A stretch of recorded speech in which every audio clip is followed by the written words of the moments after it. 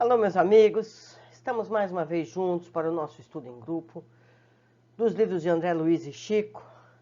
Vamos ver hoje nos Mensageiros o capítulo 49, Máquina Divina.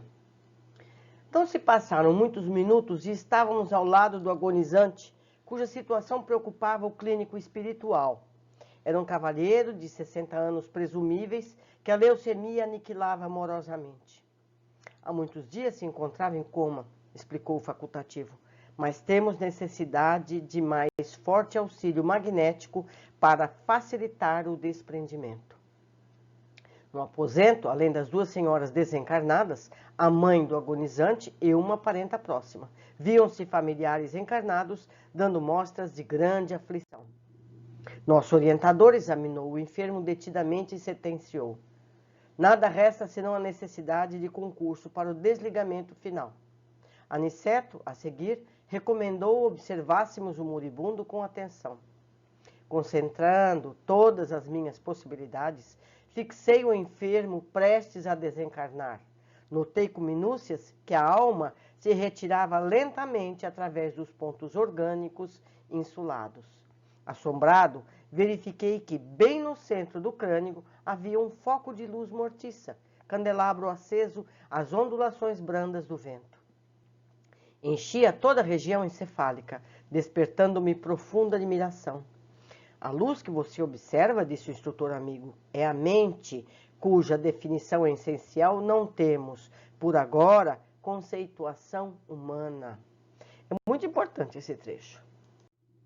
Notando minha estranheza, Aniceto colocou-me à destra na fronte, transmitindo-me vigoroso influxo magnético e acentuou: repare a máquina divina do homem, o tabernáculo sagrado que o Senhor permitiu se formasse na terra para a sublime habitação temporária do espírito. Agora, André, não está você diante de uma demonstração anatômica da ciência terrestre, examinando carne morta e músculos enrijecidos. Observe agora, o olho mortal não poderá contemplar o que se encontra à sua vista nesse instante. O microscópio ainda é pobre, não obstante representar uma nobre conquista para a limitada visão humana.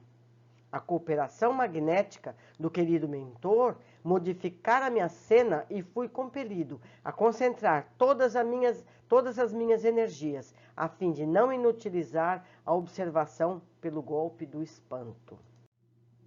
A luz mental, embora fosca, tornava-se mais nítida e o corpo do moribundo agigantou-se, oferecendo-me espetáculo surpreendente aos olhos ansiosos.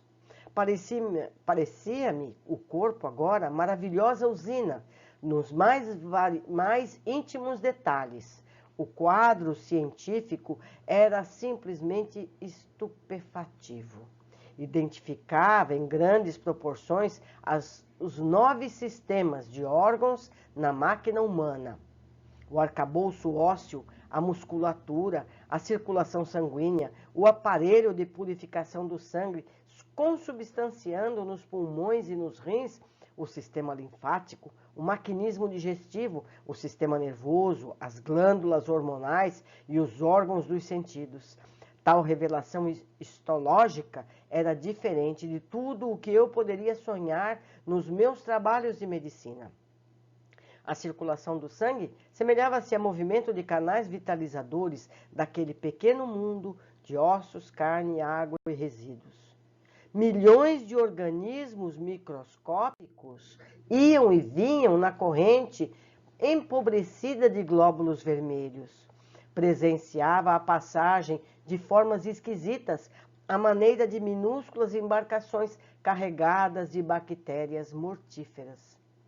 Elementos maiores da flora microbiana transformavam-se em pequeninos barcos, hospedando feras minúsculas às centenas. Invadiam todos os núcleos organizados. Os órgãos, como os pulmões, o fígado, os rins, estavam sendo assaltados irremediavelmente por incalculável quantidade de sabotadores infinitesimais. E à medida que se consolidavam os micróbios invasores em determinadas regiões celulares, alguma coisa se destacava.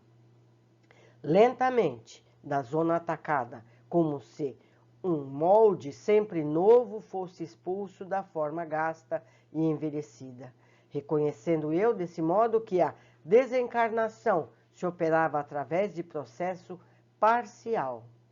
Facultando-me ilações preciosas, reparei que algumas glândulas faziam desesperado esforço para evitar os centros invadidos determinadas proporções de hormônios, que eram incontinenti absorvidos pelos elementos letais. O plasma sanguíneo figurava-se líquido estranho e gangrenoso. Pela excessiva movimentação da onda mental, observei que o moribundo tentava readquirir a direção dos fenômenos orgânicos, mas em vão. Todos os complexos celulares atritavam-se entre si e as bactérias pareciam gozar de direito de multiplicação crescente e festiva. Estava vendo a máquina divina formada pelo molde espiritual pré-existente? Perguntou Aniceto, compreendendo minha profunda admiração.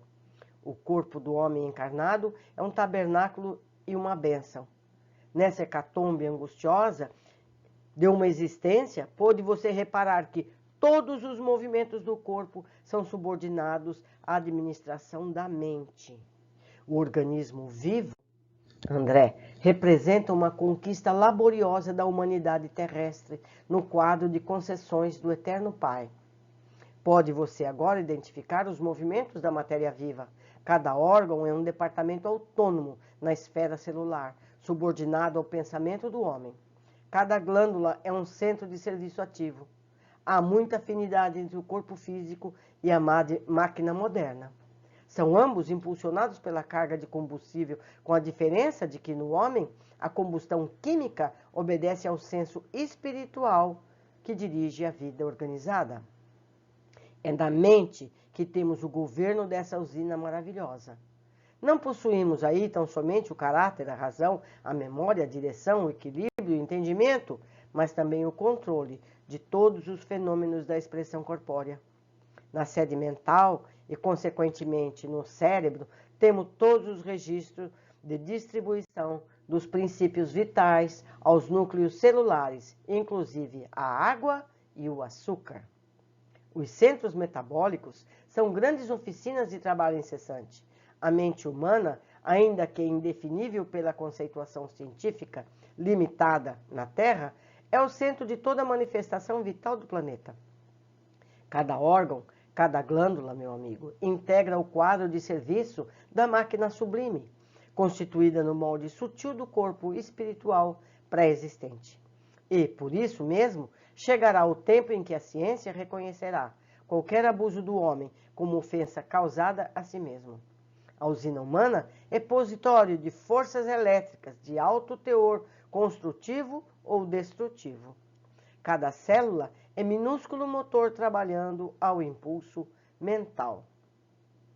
Aniceto calou-se por momentos e, enquanto eu via aterrado os mais estranhos fenômenos microbianos no corpo do moribundo, volveu-se ele à palavra educativa. Vemos aqui o irmão no momento da retirada.